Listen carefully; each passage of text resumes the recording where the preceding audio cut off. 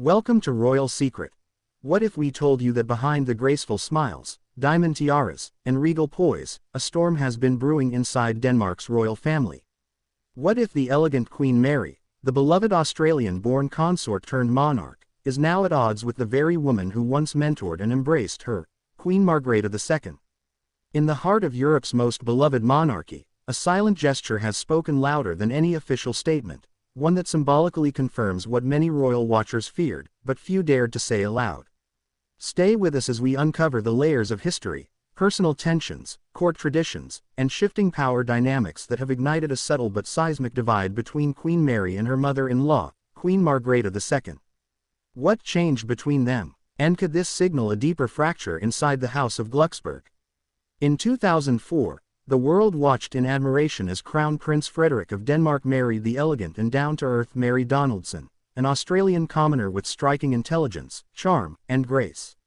Queen Margrethe, known for her sharp wit and progressive views, was reportedly delighted with her son's choice. Mary seemed the perfect modern royal, polished yet approachable, well-educated, multilingual, and devoted to service. Over the years, she earned accolades for her charitable work, her impeccable fashion, and her dedication to Denmark. Queen Margrethe appeared publicly supportive, often smiling warmly in Mary's presence.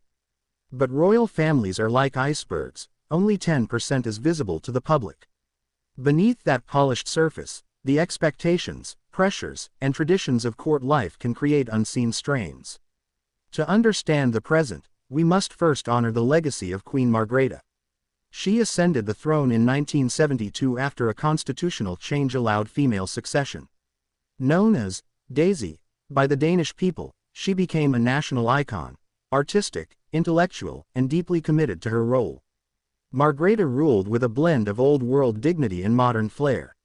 She embraced ceremonial tradition while adapting to changing times, and her approval held significant weight within the royal family. But Margrethe also had a sharp sense of hierarchy. She believed in the crown's mystique, the importance of protocol, and the invisible barriers that protect monarchy from scandal and disorder. To her, the monarchy is not merely a family, it is an institution. Over the past 2 decades, Mary transitioned from the commoner from Tasmania to Denmark's most admired royal figure.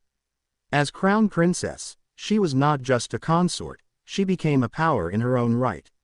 Her charitable work, especially through the Mary Foundation, brought her international recognition. She mastered Danish fluently, raised 4 royal children with impeccable discretion, and embodied the modern royal ideal. In many ways, the people began to see her as a queen long before it was official. And perhaps, that's where the quiet shift began. As Mary's public star rose, some insiders say Queen Margrethe began to retreat, not with jealousy, but with discomfort. The Danish monarchy, though modern, thrives on quiet hierarchy. And for a monarch raised in the 20th century, seeing the future queen steal the limelight might have been unsettling. In a stunning New Year's Eve speech on December 31, 2023, Queen Margrethe made a historic announcement. After 52 years, she would abdicate the throne, passing it to her son, Crown Prince Frederik. The timing was unexpected, coming just 1 year after her back surgery and a few months after her platinum jubilee. To the public, it seemed like a graceful exit. But to royal insiders, it raised eyebrows. Why now? Was Margrethe pressured? Was there internal conflict? And more importantly, was Queen Mary's growing influence a factor? Some speculated that Margrethe's decision was not entirely voluntary, that she was subtly pushed by changing public expectations, her health, or perhaps even behind-the-scenes dynamics involving Frederik and Mary. The moment that sent shockwaves through royal watchers came just weeks after the abdication. At a ceremonial event where Queen Mary and Queen Margrethe both appeared, though standing mere feet apart, they made no eye contact. No shared smiles, no gentle nods. Their body language was distant, cold, almost strained. And then came the gesture. When Queen Mary was expected to honor Queen Margrethe with a traditional curtsy, a symbolic gesture of respect, she didn't. Instead, Mary offered a nod, distant and quick. The press dismissed it as a timing error, or an oversight. But body language experts called it a symbolic withdrawal. This was not just etiquette. This was a statement. According to Danish court traditions, even as monarch, Queen Mary is expected to acknowledge her predecessor, especially at joint royal engagements.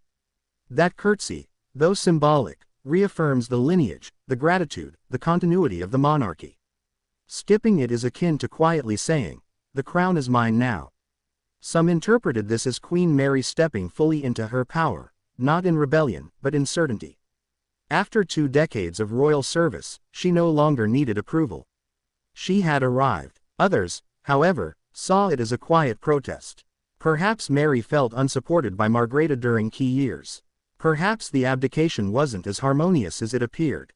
Perhaps, beneath the diamonds and gowns, was a simmering personal pain. Reports have emerged suggesting that relations between Mary and Margrethe began to cool years ago. Royal insiders whisper of conflicting visions for the monarchy. While Margrethe valued tradition and artistic flair, Mary championed structure, branding, and modern diplomacy. Some even claimed Margrethe disliked Mary's corporate approach to royalty.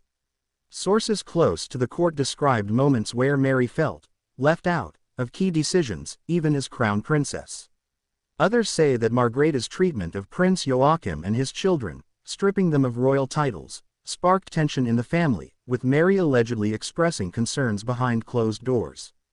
Add to this the weight of succession, global attention, and generational change, and you have the perfect recipe for internal friction. Let's explore the stark differences in how the two queens perceive their roles. Queen Margrethe embraces traditional pageantry, avoids media manipulation, keeps a distance from politics and public debates, believes in monarchy as divine service. Queen Mary prefers structured branding and planning, uses media to shape perception, leads active campaigns on domestic violence, children's welfare. Believes in monarchy as social leadership. These aren't just stylistic differences, they're philosophical. And with Frederick often caught in the middle, the contrast between the old crown and the new crown could no longer be hidden. Renowned Danish royal historian Lars Who told BT, there is a clear generational divide.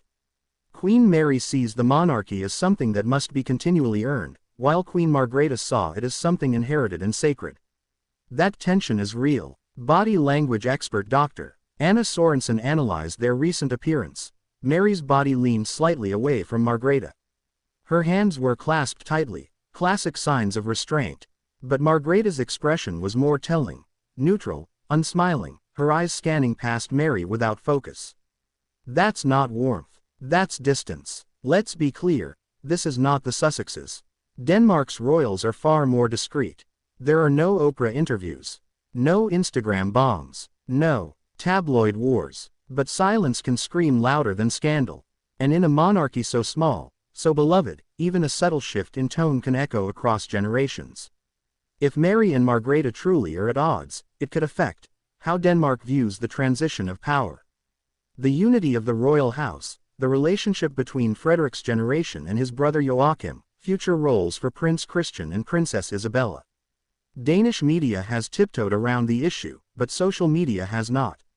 On platforms like Twitter, TikTok, and Instagram, hashtags like Queen Mary Power, Margrethe vs Mary, and Royal Rift Denmark have gained traction. Some praise Mary for asserting herself. Others mourn the loss of unity between two powerful royal women. Some even speculate whether Queen Margrethe might stage a return in some symbolic role, though highly unlikely.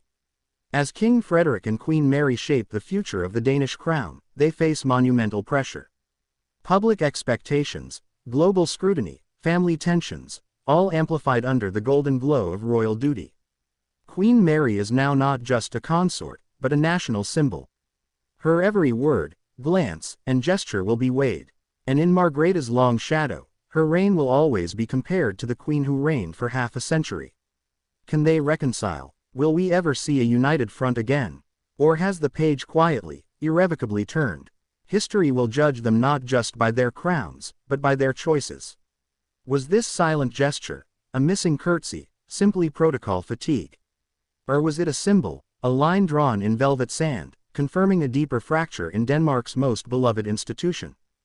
Dear viewers, do you believe Queen Mary and Queen Margrethe can heal their rift, or is this the dawn of a monarchy forever changed? Let us know in the comments. Don't forget to like, Share and subscribe for more deep dives into royal dramas, global monarchies, and the powerful women shaping our world.